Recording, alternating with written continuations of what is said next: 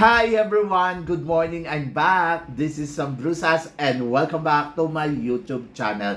Oh my gosh! This is it guys! Pag-uusapan natin ngayon, reaction natin dito sa naganap na coronation night ng 60th anniversary ng Binibining Pilipinas. Ano ang reaction natin dyan? Yan ang pag-uusapan natin ngayon. But before anything else, hello Philippines and hello beautiful people! Mabuhay! Kamusta kayong lahat? Sana lahat po kayo ay okay at safe ngayong araw na to. At syempre sa lahat naman ng mga bago nating subscribers dyan, hello po sa inyo lahat. Maraming salamat guys sa pag-subscribe ninyo syempre dito sa channel ko.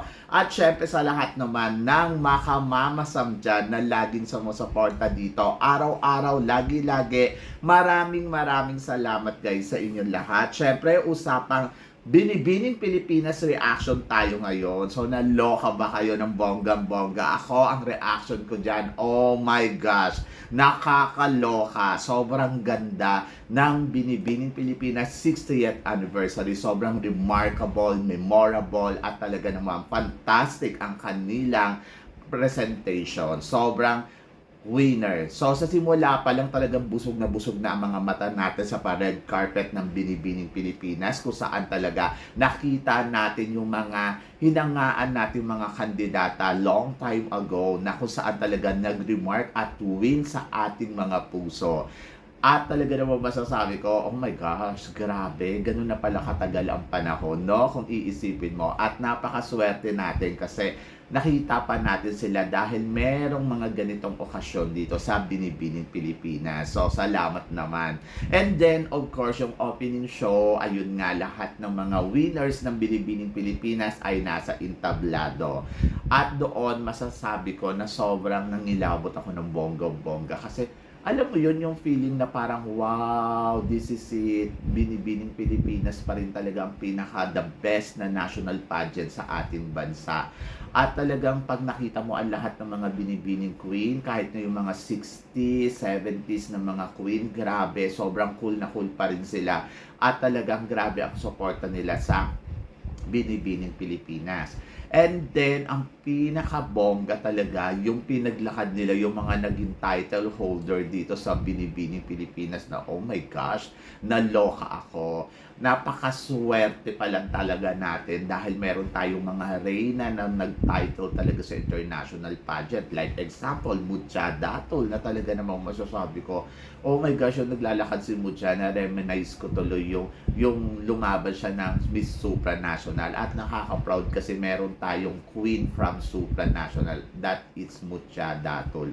Sobrang gusto ko talaga pumalakpak ng bonggang-bongga na masasabi ko, grabe ha, ang ganda pa rin ni Mutya. At hindi lang yon, syempre yung naglakad, syempre yung mga si Cindy Obinita, di ba, from Intercontinental Queen. Wala nga lang si Karen Gallman. Ewan ko ba't hindi naka-attend. So, yon. And then, of course, pinaglakad din nila yung Queen from Miss International. Diyos ko, nakakaloka. Wala si Aurora Pingwan at saka si Lara Kigaman. Sabi ko nga, nakakaloka naman wala si Lara Kigaman. Pero okay lang yan. Pero cool na cool pa rin ang mga queen natin from international. Like examples, Bea Ros Santiago, Kylie Versosa, and then Melanie Marquez. Oh my gosh, nakakaloka, no? Sobrang ang winner. Sobrang grabe. Ang ganda nila. Sobrang, once you are binibini talaga, you're always a binibini. Siyempre, naloka ako kay Melanie Marquez. Talagang rumampa pa siya at pinakita niya pa rin na she is a Miss International, diba? Si Kylie Versosa naman, sobrang payat. Ano ba nangyari kay Kylie? Sobrang payat na parang tama na ang pagdadayet, hindi na magandang tingnan. And then, syempre, from the universe rather, na nakakaloka kasi ang binibini natin na nanalong Miss Universe, eto syempre, kompleto sila. Andiyan dyan syempre si Gloria Diaz na kung iisipin mo hanggang ngayon ay sobrang lakas pa. Parang pili ko aabot ng 100 years itong si Gloria Diaz kasi talagang carry pa niya at ang Gloria Diaz ay talagang Gloria Diaz forever, di ba? And then syempre rumampa din si Pia Wurtzbach na talaga naman masasabi ko, grabe no, na maintain talaga ng kaseksihan ni Pia yung kanyang kanyang katawan na masasabi ko, ito talaga ang tunay na reyna. And of course, syempre pinagkaguluhan, sigawan talaga ang lahat na naglakad si Catriona Gray na ang ganda-ganda din. Sobrang winner. At hindi lang yon, syempre, pasabog din syempre si Margie Morano. Diba? Kala ko wala eh. So yun, so nakakatuwa kung iisipin mo doon nang nilabot ako ng bonggong-bongga. Yun naglakad yung mga queens from international title holder. Naloka naman ako, bakit wala si Maureen Montaigne? Hindi man lang sinikap ni Maureen Montaigne magpunta para, alam mo yung may represent tayo sa Globe. Alam nyo, isa lang naisip ko, sabi ko sayang ang Miss Grand, no? So, kung hindi rin naman talaga baliw itong si Mr. Nawat kasi sana binigyan niya ng kahit isang corona ang binibini. Kasi alam niyo yung ganitong okasyon na grabe yung ano ng binibining Pilipinas. Tingnan mo, yung mga queen, parang nare-recognize kasi yung pageant. O, di ba? Yung Intercontinental, wala na dyan. Pero, andiyan, pinaglakad nila yung Reina from Intercontinental. Eh di sana kung iniligay mo dyan yung kahit isang corona natin, eh di meron sana tinatawag na Miss Grand International, di ba? The Golden Crown. O, eh wala, nga. So, yon, eh kasalanan niya yon. Pero tingnan mo, ang supranational, kahit wala na sa kanila, di ba? Andiyan pa rin, kinikilala pa din ang supranational. So, alam na ninyo. So, ayun, doon sa part na yon, sabi ko sayang si Miss World, saka sayang to si, si Golden, si Golden Egg, si Miss si Miss Grand, di ba? Kasi parang sana ipinakita dyan na alam mo yun, kasali sila sa mga naglalakihan na pageant. Anyway, so gusto ko rin ang pagkakanta ni Gary Valenciano ng Binibining Pilipinas. Sobrang nag-aano sa utak ko yung Win in Your Heart, Binibining Pilipinas. At totoo naman, yung mga girls na to, na-win talaga sila sa puso natin dahil grabe ang paghanga natin, di ba? Like example, Atisa Manalo, na sure win in our heart talaga. At nandiyan din yung mga hinangaan nating mga malalaking mga beauty queen. Syempre, dumalo din si Shamsi Supsup, maraming naloka dahil akala nila hindi darating si Shamsi at finally dumating din naman. Syempre, home niya yun eh. So, dapat lang na nandun siya. At ito talaga, Michelle D. Di ba? So, yun. Akala ko nga maglalakad din doon sa itaas. So, yun. So, syempre, anak ni Melanie Marquez. Kaya, kasama niya. Anyway, so, ang ganda, ang bongga. Doon pa lang sa opening ng mga beauty queen, na past beauty queen, na talagang masasabi ko, grabe dito talaga. Nasa puso ko talaga yung mga yung mga ala-ala noon na sabi ko, ay, ang ganda, ang saya lang, di ba? Na ngayon, eto na sila. Pero syempre, yung nag-opening na talaga para sa kandidata ng Binibining Pilipinas, naloka ako ng bonggang-bongga kasi ang ganda ng opening nila. O ano masasabi mo, Michael Florendo, na naghihinarte ka? So yun, so eto talaga, ang bongga talaga. Sobrang winner.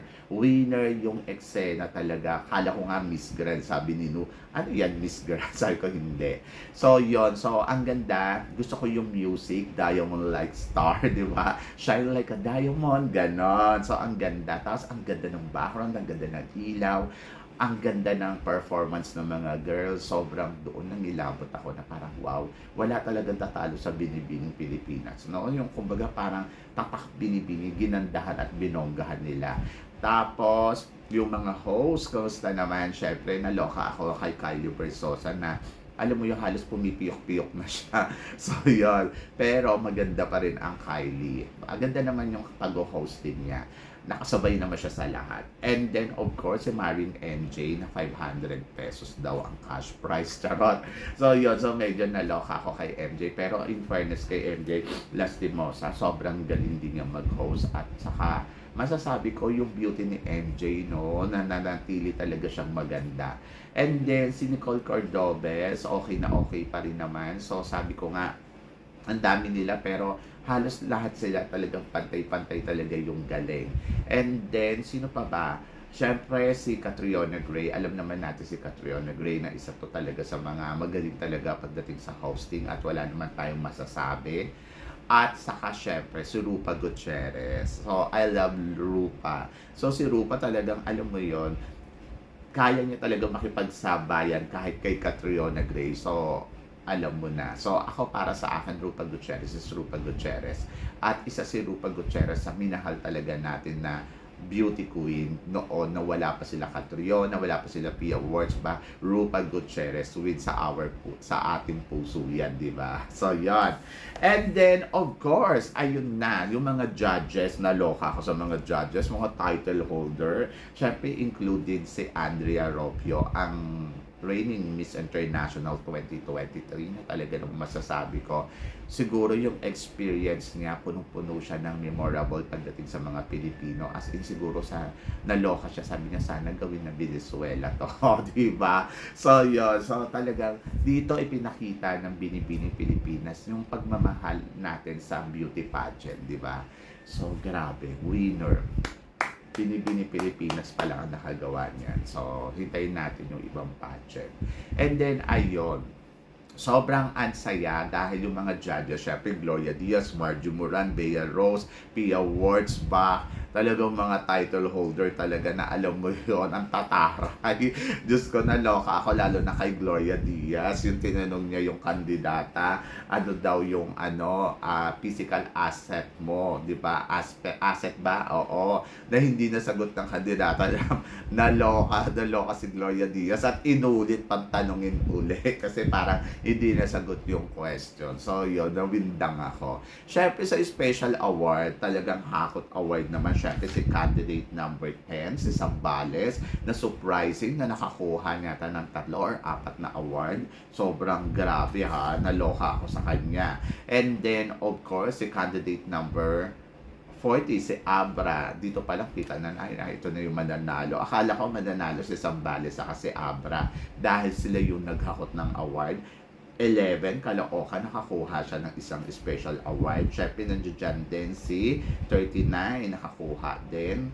At saka si 29, Miss Friendship. Sa Natcos naman, syempre, ang nanalo ay si Binibini 40, 31, 16, 23, at 24. So, yun. So, talaga naman grabe. At akala ko, tapos na ang eksena, Best in Swimsuit, Miss Abra, diba? Talagang naloka ako kay Binibini Abra, Hakot Award at Evening Gown. So, sino ba naman hindi maloloka sa kanya? Siya na, diba?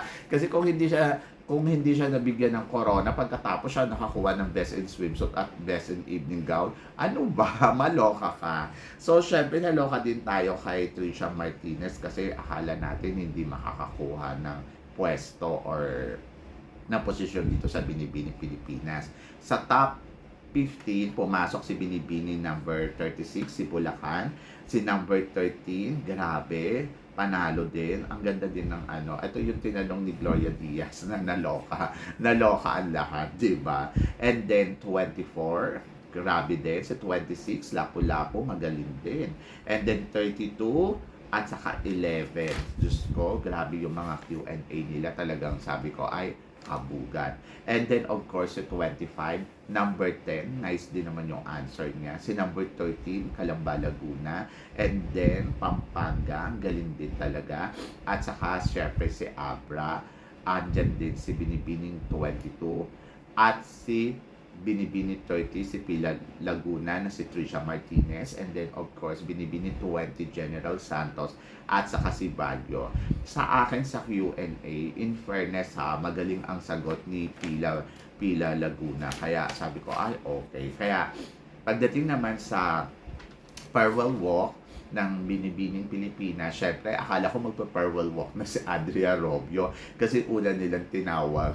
sabi ko, bibigyan pa ng magandang moment. But in fairness, so at least nabigyan ng magandang moment sa entablado ng Binibining Pilipinas. Honor niya yon, alam mo, sa totoo lang. At honor din natin na ang isang Miss International ay tumungtong sa atin, di ba? So, sobrang bongga. And then, ano pa ba? Syempre, panalo din yung eksena ng farewell walk ng ating queens na si Angelica Lopez at saka syempre si Ana Valencia na talaga naman masasabi ko, oh my gosh, ang ganda-ganda, ang ganda-ganda ng speech nila. Syempre kasama din nila ang kanilang runners-up, yung second runner-up at saka first runner-up. So sila yung nag-farewell walk doon sa entablado ng Binibining Pilipinas. So maiyak-iyak pa si Angelica Lopez, di ba? And then, of course, announcement ng Binibini. Syempre, traditional to sa top 15. Doon tatawagin yung winners.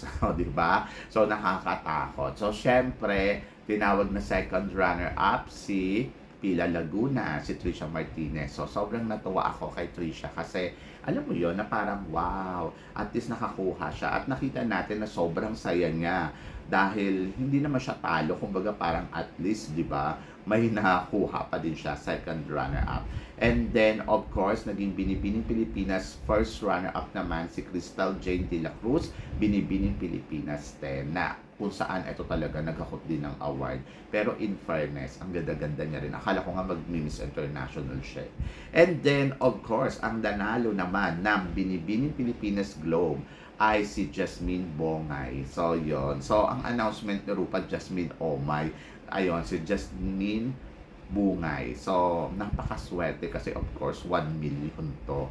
At saka syempre ang nanalo naman ng Binibining Pilipinas International, and expect naman natin lahat to na mananalo itong si Mirna Isguera, Binibining Pilipinas number 40. Siya ang nagwagi ng international from Abra. So, yon. So, from the beginning pa lang naman talaga ine-expect na natin na mananalo talaga itong si Binibini 40. And then, surprise naman tayo kay Binibini Jasmine Bongay, parang Binibining Pilipinas Globe. So, candidate number 21.